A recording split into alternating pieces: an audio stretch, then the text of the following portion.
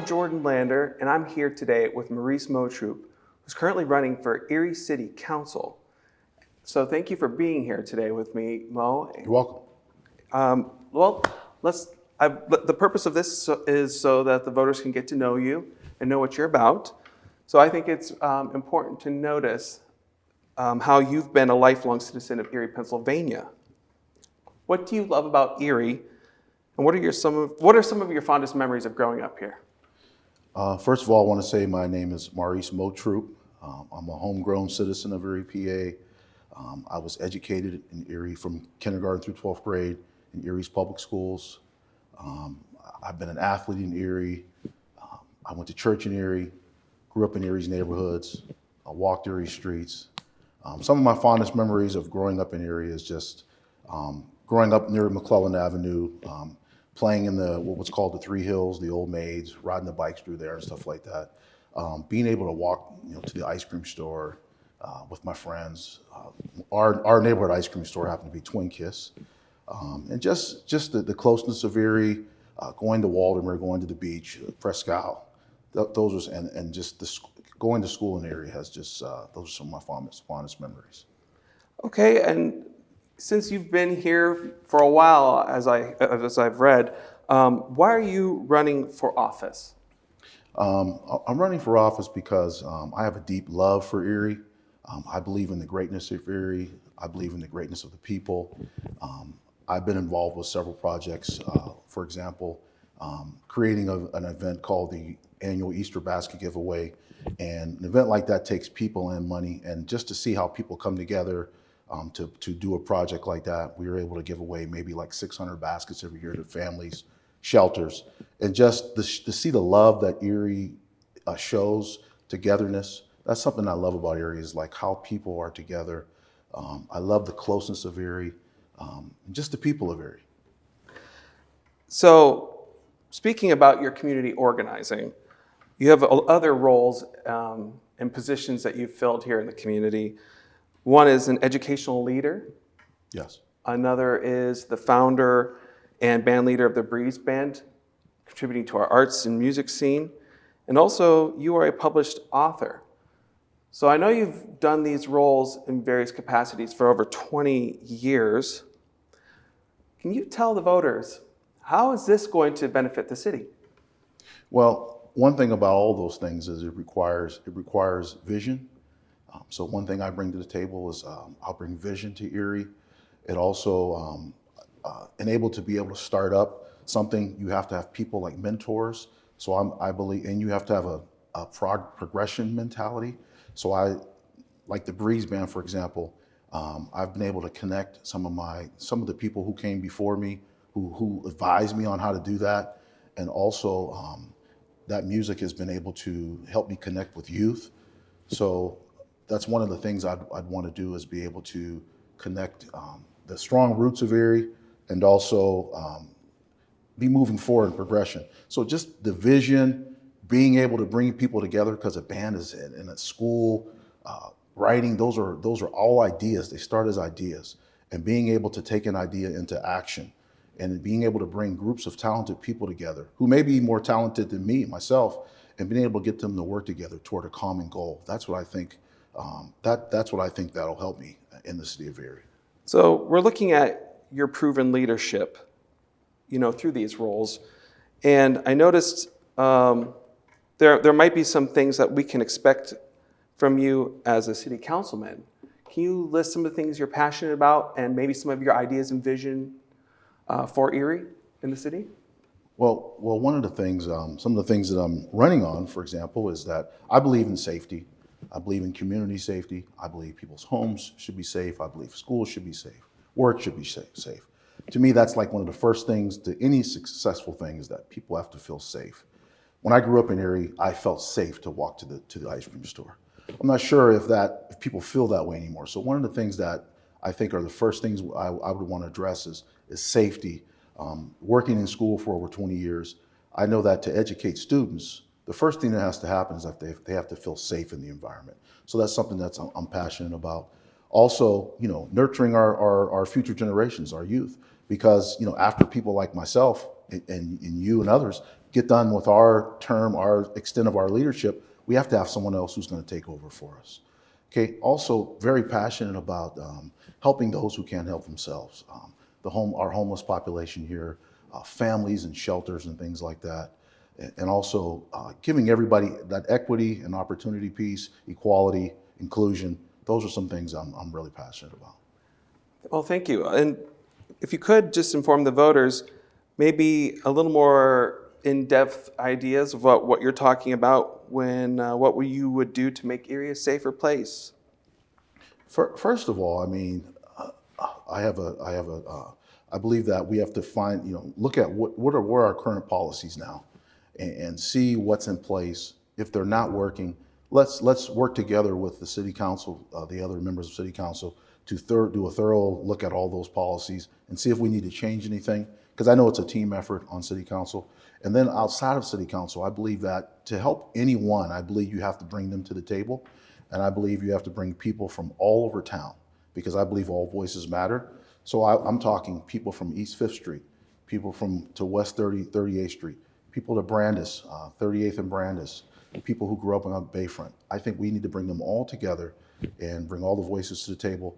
I'm also not opposed to looking outside of Erie to places that are similar to Erie or even bigger, that have strategies that are working to make the city safer, and bringing some of that back to Erie. Okay, thank you. And then to help the voters dive deeper into your vision, you did mention all of those voices from all over the city. How would you bring all their voices to the table, and how does that reflect the equity and inclusion piece of your vision? I believe that as a leader in the community, I think you have to be visible. And if I was running a factory, for example, I would go walk around the factory and actually talk to everybody in the factory. I don't believe in just sitting in my office and making calls to them. I think I have to show the people that I'm visible, and I'm going to walk right into their community, knock on their door, hold a neighborhood meeting right in their community, and show them that their voice is valued. And then once we meet all those people, bring people from the various neighborhoods together, because I just feel like all neighborhoods are valued. From no matter where you grew up, they're all a part of our community. And I think the safety piece is also important, because one of the things we want to do is attract jobs to Erie. And I think for a business to want to invest in Erie, they're going to have to bring their families with them. So we want them to feel safe, that they can come here and invest. Absolutely. You mentioned nurturing our future generations. What do you mean by that? When I started the Breeze Band, for example, I have people in the community. One of them is Mary Alice Brown, who most people know as the Queen of Jazz in Erie. She kind of mentored me. Another one is Mr. Barry King. I call those people like that my mentors, who I looked up to. When I was doing things right, they would tell me I was right. When I was doing things wrong, they'd say, "Mo, try this, try that. Hey, I've seen this happen before, do this." So I would lean on their wisdom. So what I would do as a leader is connect with our younger generation and help bring them up, help listen to their dreams, listen to the things they want, develop opportunities for them, create pathways for their success, so that when Mo is done being city councilman, or done being the principal, or done being the teacher, or done with the Breeze Band, that hey, they're ready to step right into those roles. And I think that's our one of our goals is to get the next generation ready for Erie leadership.